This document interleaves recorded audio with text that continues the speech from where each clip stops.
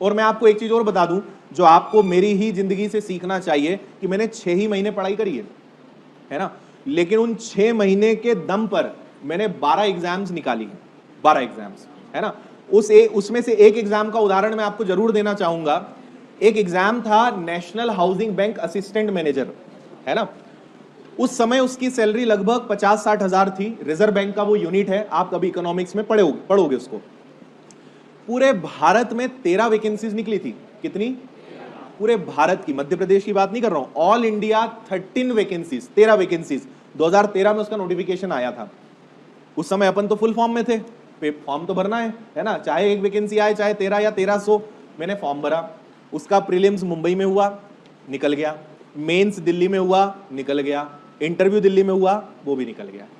तो पूरे भारत से जो 13 लोग चुने गए थे, उसमें से एक व्यक्ति में भी था 2013 में। अब मेरी जगह आप में से अगर कोई होता तो कितने फॉर्म भरते उसमें? सर 13 ही वैकेंसी निकली है। वो पूरे भारत के कितने खतरनाक खतरनाक लोग बैठेंगे। खतरनाक कुछ नहीं होता, है ना। एक शब्द से मुझे बहुत नफरत है, वो है कट ऑफ, है ना, जिसपे मैंने यूट्यूब पे भी कई बार अपनी नाराजगी व्यक्त करी है। मैं आपको सही बताऊं, मैं इंदौर में आके और जब थोड़ा सा यहाँ पे समय बीता ना, तब मुझे लगा कि कट ऑफ शब्द का इंपॉर्टेंस लोगों के मन में है। मुझे पहले कट ऑफ से मतलब ही नहीं होता था, कट ऑफ क्या होता है ये पता था, पर मैंने कभी कट ऑफ देख के पढ़ाई नहीं करी कि इस एग्जाम का कट ऑफ ये गया है तो इतने नंबर मुझे लाना है। यहां पे आके स्टूडेंट ने मजबूर करा कि आप कट ऑफ की बात करो। मैं कट ऑफ पे काम क्यों नहीं करता था? मेरा एक सीधा सा फंडा था, कोई भी एग्जाम हो 90% नंबर लाना है, बस छोटा सा टारगेट था। क्या टारगेट था?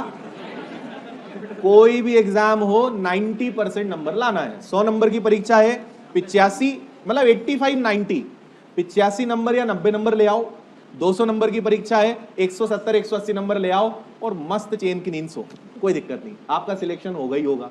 अब लोग पढ़ाई कैसे करते हैं? बड़ी नाप तोल के पढ़ाई करते हैं। अच्छा, इसका कट ऑफ 65 गया था तो चलो 70 ले आएंगे तो हो जाएगा।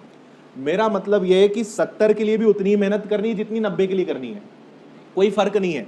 आप जो दिमाग में रखोगे वो हो जाएगा, है ना। तो मैं आपको सीक्रेट बता रहा हूं कि मैंने जो इतने एग्जाम्स निकाले हैं उसके पीछे मात्र एक ही सीक्रेट था। मैंने इतनी मेहनत करी, इतनी पढ़ाई करी, इतने टेस्ट लगाए। 2013 में जब मैंने पढ़ाई चालू करी थी ना, तो मैंने उसमें पढ़ाई चालू नहीं करी थी क्योंकि कॉन्सेप्ट तो 2008 में ही पढ़ लिए थे। 2013 में सिर्फ मैंने टेस्ट लगाए क्योंकि बेसिक क्लियर था और पढ़ा रहे थे, तो मैथ्स, रीजनिंग, इंग्लिश ठीक ठाक था। तो मैंने केवल और केवल टेस्ट लगाए। जनवरी, फरवरी और आधा मार्च, 2.5 महीने, मुझे लगता है कि इन 2.5 महीने में मैंने कम से कम 300 टेस्ट लगा दिए होंगे। कितने? 300 टेस्ट लगा दिए होंगे। उसके बाद मुझे टेस्ट लगाने का भी टाइम नहीं मिला क्योंकि कभी हर संडे कोई एग्जाम, कभी कोई एग्जाम मुंबई में, कभी कोई भोपाल में, कभी इंदौर में, कभी दिल्ली में। आप विश्वास करेंगे, मार्च से लेकर सितंबर तक मैं एग्जाम ही देता रहा क्योंकि आप सोचिए 12 एग्जाम्स, उनमें किसी का प्री हो रहा है, किसी का मेंस हो रहा है, किसी का इंटरव्यू हो रहा है, कहीं कहीं जाना है।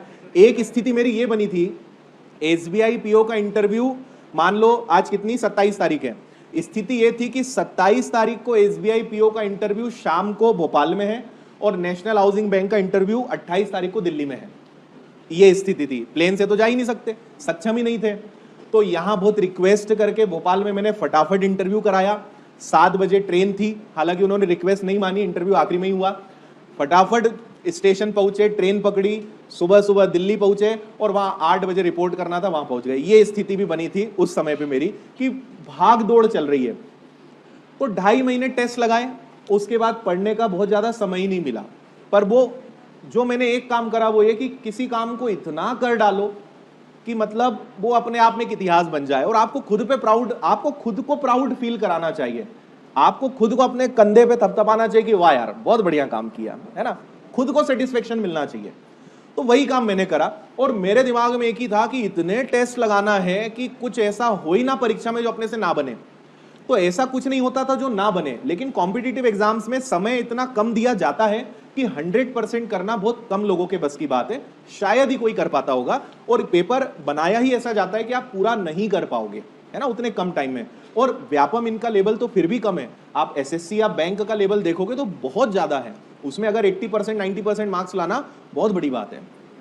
तो मैं अपना पूरा सक्सेस का जो मेन मूल मंत्र है वो है 90%। कोई भी परीक्षा हो 90% अपने को लाना है, चाहे कट ऑफ 60 पे जाए, 70 पे जाए, चाहे 13 वैकेंसीज हो। और 13 वैकेंसीज पे सिलेक्शन लेके भी तो दिखाया है इसी 90% के कारण। तो आप सोच लो कि पूरे भारत में इतने लोग भी नहीं थे कि जो 90% से ज्यादा ला पाए। तो कंपटीशन कम है। आधे लोग तो इसलिए फॉर्म नहीं भरे कि 13 ही वैकेंसी है, वो एक एडवांटेज भी था, है ना। हालांकि 5-6 हजार लोगों ने फॉर्म फिर भी भरा था, और वो 5-6 हजार लोग सब खतरनाक थे, क्योंकि फॉर्म वही भरेगा जिसको खुद पे भरोसा होगा।